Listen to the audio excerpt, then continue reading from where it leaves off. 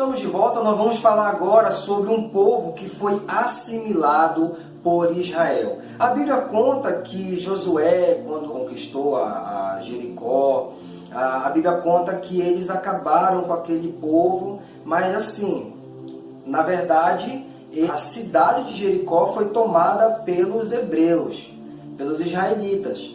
Mas a região de Canaã é uma região muito grande. Então, na verdade, como eu falei no início, o povo cananeu não foi exterminado por Jericó, por Israel. Ele foi, na verdade, com o passar do tempo, ele foi assimilado, ele foi absorvido.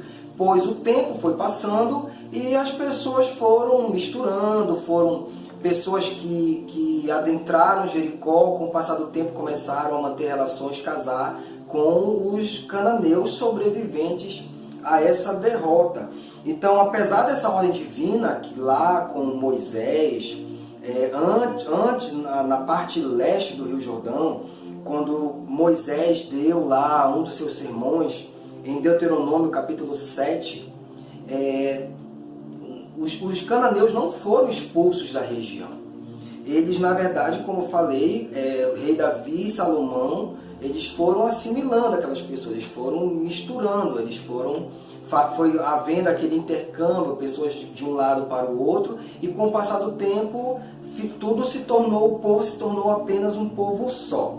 E a influência religiosa em tudo isso, onde é que ela está? Quando você lê o livro de Juízes 1 e 2, é possível nós percebermos isso. Os cananeus, como eu falei, não foram exterminados, eles foram assimilados, e uma forma dessa assimilação acontecer foi que os casamentos foram acontecendo, e como as pessoas iam se casando, as pessoas começaram a perder aquela cultura de um Deus para uma família só. Então já estava acontecendo o seguinte fato: as pessoas estavam casando e a religião estava ficando de lado. E as relações comerciais também se tornaram relações bastante pacíficas. Como nós acabamos de perceber, os povos se misturaram em Canaã. E essa mistura, ela também trouxe impactos na arquitetura dos templos para adoração. Então, havia na região templos cananeus e o povo hebreu conquistou as suas regiões e eles também tiveram a oportunidade de construir os seus templos. E nessa oportunidade aqui, os templos começaram a ter algumas semelhanças, algumas características dos templos na arquitetura começaram a mesclar. E os fenícios trouxeram grandes contribuições técnicas no aspecto religioso. O templo construído em Jerusalém tinha características cananeias oriundas da cidade de Tiro. E a estrutura fundamental deles seguia o modelo da Síria, tendo um pórtico, um portal, uma nave, conhecida como santuário, e também tinha um santuário interior, que é equivalente ao Santo dos Santos. Então nós podemos perceber aqui uma certa semelhança, uma mistura do acampamento hebreu, lá no deserto, que Deus mandou construir o tabernáculo, e no templo, já em Canaã, você percebe que uma adaptação foi feita ao templo hebreu. Então a gente percebe os costumes do povo de Deus já se misturando com os costumes do povo idólatra de Canaã. E nós podemos perceber isso também no Templo de Salomão. O Templo de Salomão havia 2 colunas de bronze na entrada, que isso não é uma cultura que vem dos hebreus. Isso é uma cultura que vem dos cananeus. E essas colunas não têm um caráter como de sustento de parede, mas na verdade é apenas um caráter estético, sem função alguma de sustentação. Então essas 2 colunas no Templo de Salomão, elas foram inspiradas da cultura arquitetônica de Canaã. Não por razões de etnia, não por razões de cultura, não por razões de estrutura estatal, nem navegação, nem outras crenças. Por incrível que pareça, a idolatria pareceu algo pequeno diante dos reais motivos pelos quais Deus quis dar fim àquele povo, àquela região. As questões abomináveis para Deus foi o que realmente definiu. O julgamento de Deus foi justamente por dois motivos muito pesados para Deus, que são o sacrifício infantil e a prostituição ritual. Quando Moisés estava instruindo os hebreus, indicando que eles ganhariam aquela terra, não era porque o povo de Deus era um queridinho de Deus, não. O propósito do povo dos hebreus conquistarem Canaã não era porque eles teriam passado pelo deserto, não é porque eles acreditavam num Deus único, não.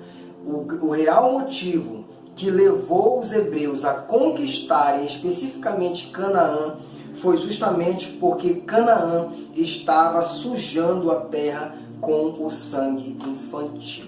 Então, nada de preciosismo, nada disso foi o motivo das pessoas conquistarem aquela terra. O tempo foi passando e os cananeus foram sendo assimilados pelos hebreus ou os israelitas.